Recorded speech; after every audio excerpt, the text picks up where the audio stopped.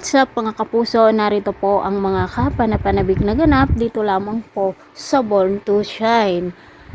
Dahil nga sa nangyari dito kay Amelia, sa sinabi ni Minchi na apo niya, si Jenny ay sobrang nagsisisi siya mga kapuso, lalo pa nang aminin ni Dara na totoo nga na si Dio ang ama nitong si Jenny at matagal na nga ring alam ni Dara kung kaya't nagalit din si Amelia dito kay Dara. Ngayon ay sinabi ni Amelia sa kanyang sarili na babaguhin niya ang pakikitungo niya sa kanyang apo na si Jenny at hihingi siya ng tawad at pupunan niya kung ano man ang kanyang pagkukulang nitong mga nakaraang araw.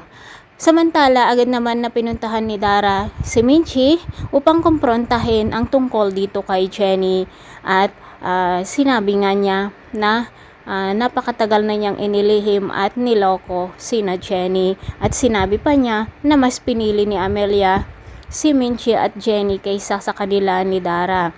Samantala, nag-perform na naman ang Yumi mga kapuso at syempre successful na naman ang kanilang pag-perform at may tatlong babae ang G22 na nag-perform din pero parang matatanda pero mga sikat na sila at sinabi nga ng mga Yumi girls na balang araw ay magiging ganun din sila kasikat.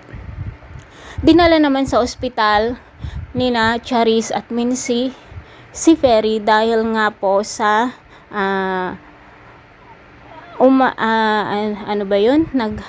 umatake na naman ang kanyang tenga mga kapuso, nananakit na naman ito at hindi siya makarinig. Nag-alalang at umiiyak si Minchi pero kinumport siya nitong si Charis at dito nga pumunta si Dara upang makausap ni Minchi at sinabi nga niya na nangako daw si Amelia na hindi pa niya sasabihin kay Jenny ang katotohanan.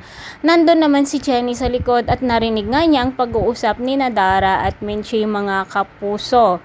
Samantala, ang alam naman ni Megan ay hindi gusto ni Amelia si Jenny na maging apo, ngunit ngayon na alam na ni Amelia na apo niya si Jenny ay talagang lalong magagalit si Megan at maiinggit dito kay Jenny mga kapuso dahil nga ngayon pa lang ay sinasabi niya na kukunin daw ni Jenny ang lahat na para sa kanya. Lalo pa kapag malaman niya na ipagtatanggol na ni Amelia itong si Jenny. Sasabihin kaya ni Minchi at Dara ang tunay na pagkatao ni Jenny na si Dio ang kanyang tunay na ama na isa itong halari, lola niya si Amelia at half-sister niya si Megan.